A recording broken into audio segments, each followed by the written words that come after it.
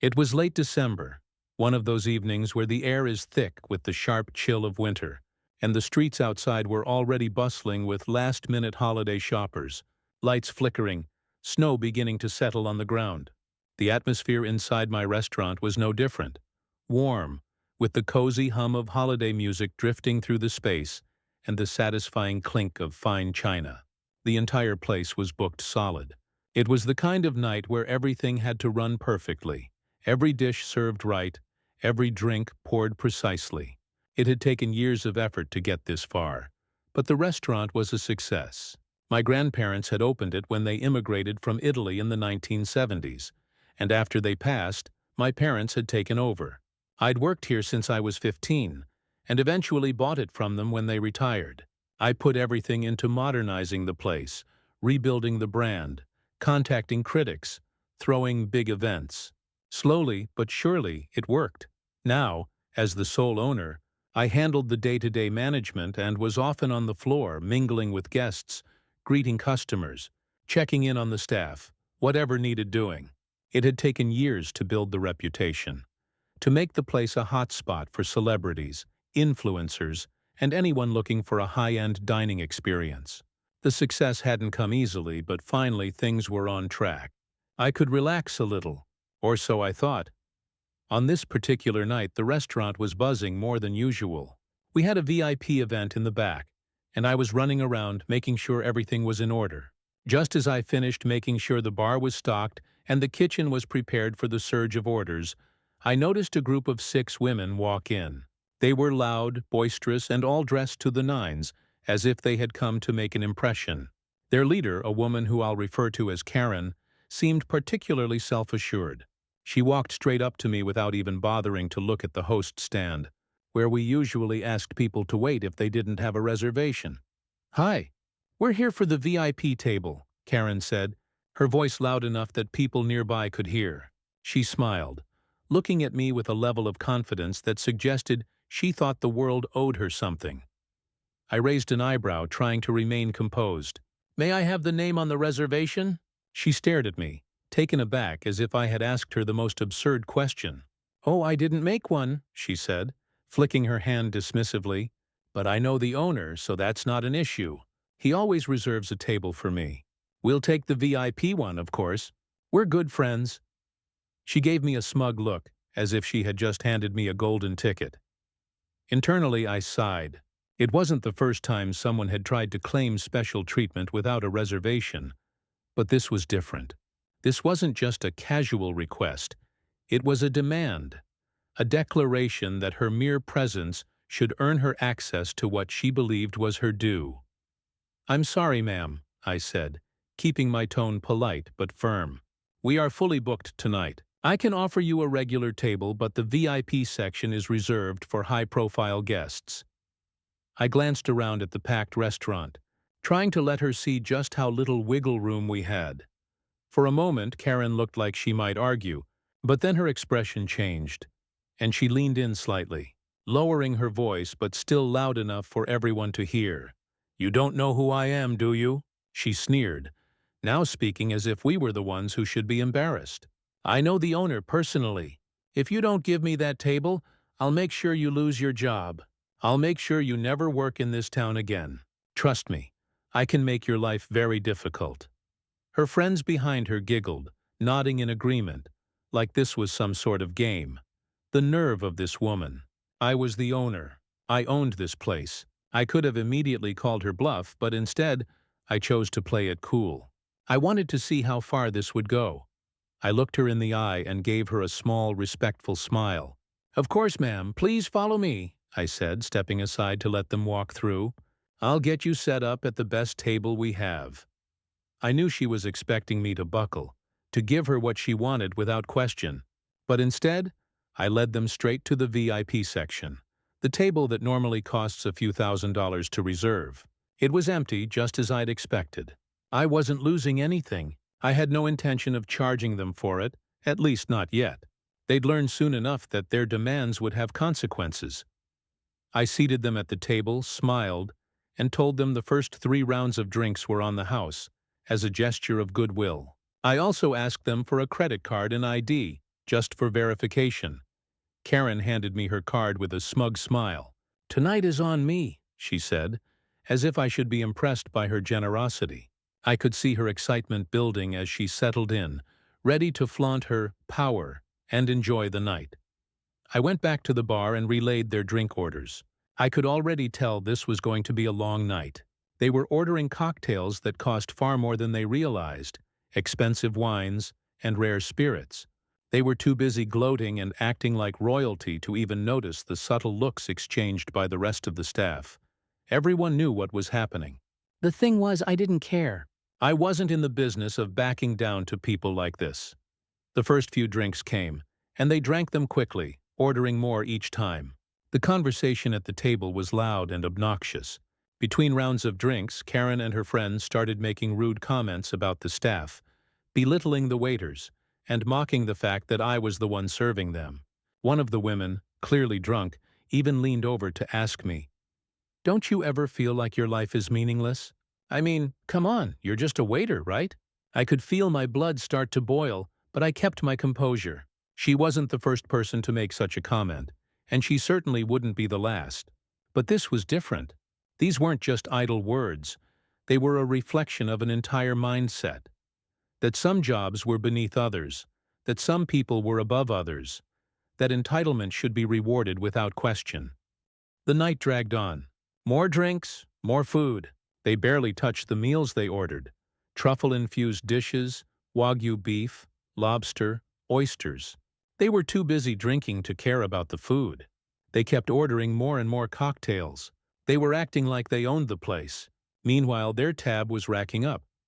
By the time I brought them the check, I could tell something was off. They had no idea how much they'd spent. Karen's face dropped when she saw the total. $423.23. Her smile faltered. She looked at the bill, then at me, then back at the bill, like she couldn't comprehend what was happening. "What is this?" she demanded. "This has to be a mistake." "No, ma'am," I said calmly. "This is your bill. The drinks you ordered were quite expensive." Karen's expression went from disbelief to anger. She glanced at her friends, who were now awkwardly shifting in their seats. Then she turned to me, looking me dead in the eye. "I know the owner. This is ridiculous. I demand that you cut this in half." I could see the desperation in her eyes now. I could hear the panic in her voice, the reality setting in that this wasn't some free meal. She wasn't getting special treatment. This wasn't just about a table anymore. It was about power, control, and her inability to accept the consequences of her own behavior. "Sure," I said. "If you know the owner, then why don't we give him a call? Let's see what he thinks." Her face went pale. "Don't you dare call anyone," she hissed. But I already knew it was too late for her. I took out my phone, held it up to her face, and said, "If he says you're right, I'll happily adjust your bill. But if not, you'll be responsible for it." Her bravado cracked. She fumbled with her phone, showing me messages from someone claiming to be the owner. I checked the contact. It wasn't my number. I had her. "Nice try," I said. "That's not my number." She went quiet. The tables around us had started to notice the scene. I could feel all eyes on us. I wasn't going to let her off easy. I'd already let her sit at the VIP table, served them free drinks, and now I was going to finish this. "Cut the crap," I said, my patience running thin. "You don't know the owner. You've never been here before. And if you don't pay your bill, I'll call the cops for fraud." Karen froze. She looked at me, her face a mixture of confusion, humiliation, and anger. She tried. She tried to stammer an excuse, then fell silent. Her friends were uneasy now, shuffling and whispering, eyes darting to their phones as if a miracle payment might appear. I set the bill on the table and waited. The dining room had quieted. People watched. For a long minute, none of them moved.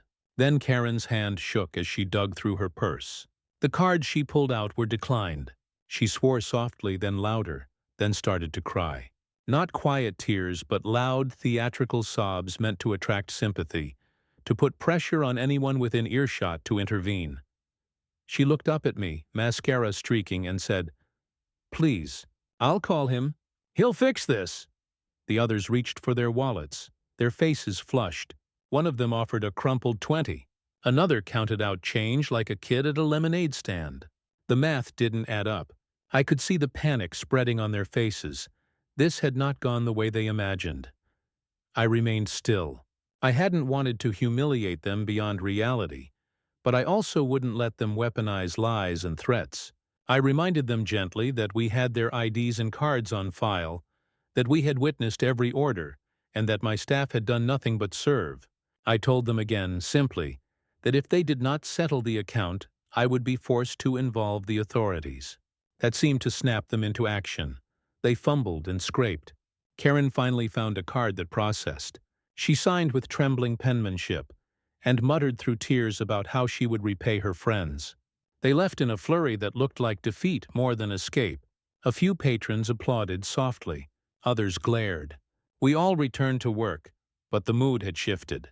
The staff busied themselves with plates like nothing had happened, but the undercurrent of satisfaction was real. We'd stood our ground. 2 days later, a man came in, dust on his shoes, angry and red-faced. He demanded to see the manager. He wanted answers. He dragged in Karen behind him, head down, wordless. I invited them into my office and closed the door. The man's voice was a raw thing of protective fury. He showed me texts, images, and proof of his daughter's distress. He insisted we had humiliated her, that we had exploited her and charged her unfairly. He was loud, offended on antique, sudden moral high ground. I listened. When he paused, I showed him the footage. Our security cameras, fixed but often ignored, had caught every angle. The VIP audio picked up words as clear as day. Her threats, her boasts, her demand for a table, and then the later admissions that she had no real connection. He watched with the same disbelief that had rippled across the restaurant. He recognized his daughter's voice, heard her lie to us in real time. His face went from furious to red with embarrassment to hot with anger directed inward. He couldn't blame the restaurant anymore. He had to reckon with what his daughter had done. He left without apology to me. He left with a torrent of language directed at her that would have curdled milk. She cried as he drove off. I never saw them again. After that night, the check we had first printed, the one without the oysters, the one she had hoped was a mistake, sat framed on my desk. I'd taped it there not as a trophy but as a reminder. We had not celebrated a petty victory. We had defended a standard. I reflect on it often because the lesson there was larger than any bill or policy. It was about entitlement and the corrosive assumption that status buys courtesy without reciprocity. Within the staff, the story became a parable. The servers who had watched her sneer learned something about the power imbalance that feels so common in hospitality. The quickness with which customers assume dominion, the way entitlement expects to be indulged. My bartenders who had mixed her cocktails and forgotten lunches learned the fine line between service and being taken advantage of. But none of them wanted revenge. They wanted dignity. That's what I tried to preserve. Word got out. In a town that measures reputations by the speed of gossip, reactions were split. Some called me a hero. Others accused me of public shaming. I heard both. The truth was messy. Had I called her out earlier, publicly announcing my ownership and humiliating her instantly? That might have looked cruel. Had I quietly refused them entry, sending them away and preserving the peace? That might have averted spectacle.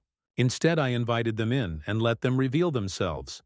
That decision felt right to me in the heat of the moment. It felt like letting consequences meet actions. People who attack livelihoods because they assume power should face a mirror sometimes. The legal angle worried me for a day. Restaurants deal with payment disputes and claims of fraud with regularity. I checked our policies, reviewed the receipts, and confirmed our signage about gratuities and service. We had consented to serve. The credit card was charged and matched the ID. The man who stormed in had no leverage. The footage and the transactions showed everything. Still, I reached out to our lawyer friend for peace of mind.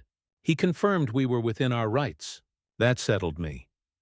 There was one other pushback I hadn't expected. A small squeal of outrage online. Someone had recorded part of the confrontation, one of Karen's group, fingers shaking as she filmed me to cajole staff, and clips cropped up on social platforms.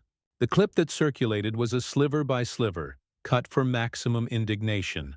My harsh words, the tearful girl, the clipped audio. It went viral among a micro-community that loved a morsel of moral panic. Comments poured in. Owner shames guest. Poor girl. Cancel the restaurant. My phone lit up for a while with messages from strangers, some supportive, some hostile.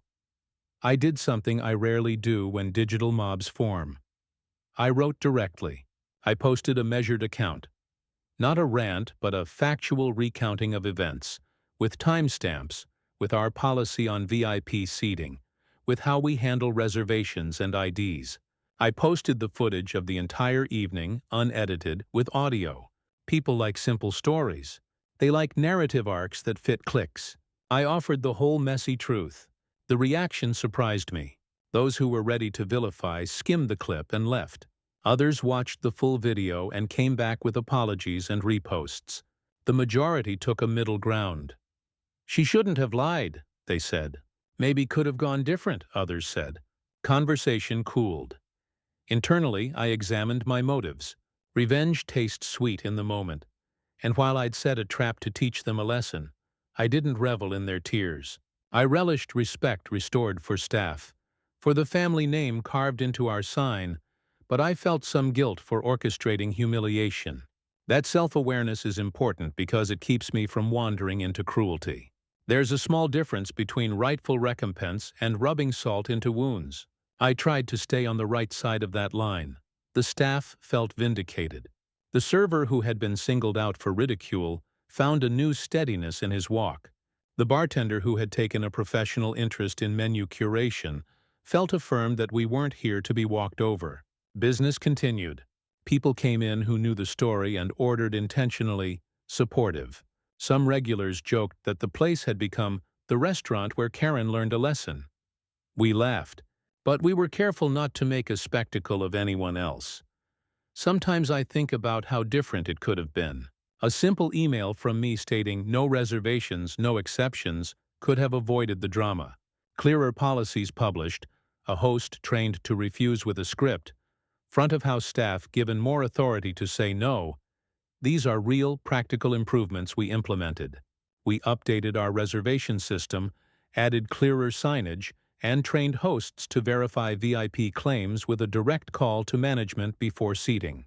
We also instituted a transparent VIP policy. These tables are for pre-arranged guests, and any offers of complimentary service must be confirmed in writing. It sounds bureaucratic, but policies exist because people push boundaries.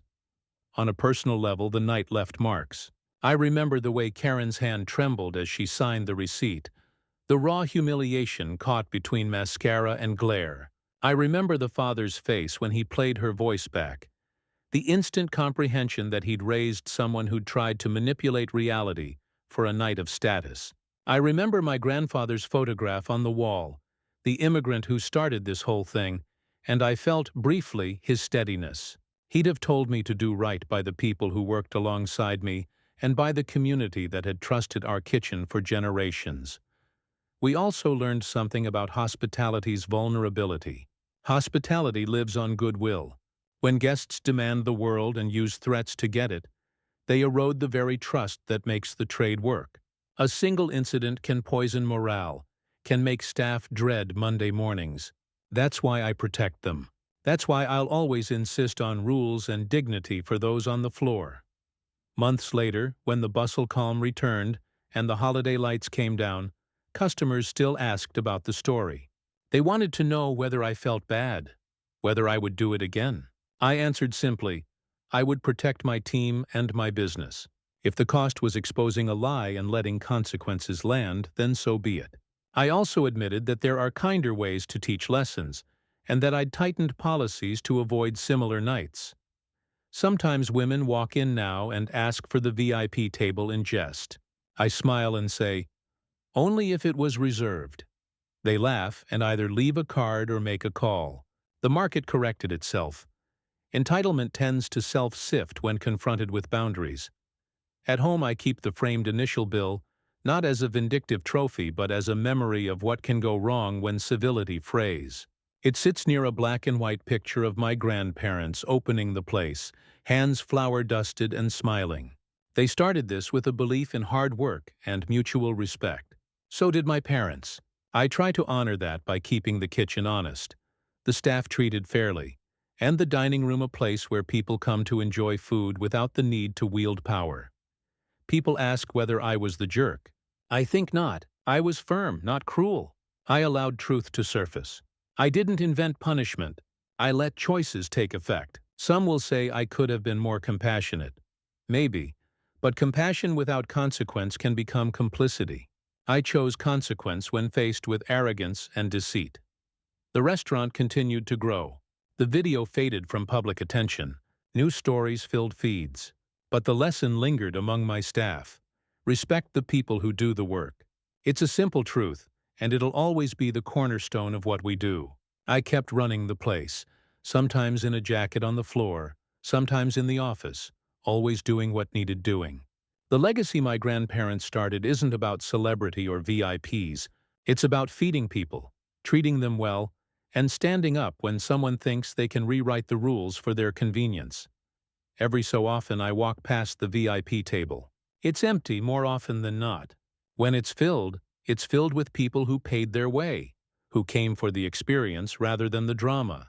The memory of that winter night remains, not as a headline, but as a quiet reminder. Dignity matters, entitlement corrodes, and fairness can be defended without losing your soul.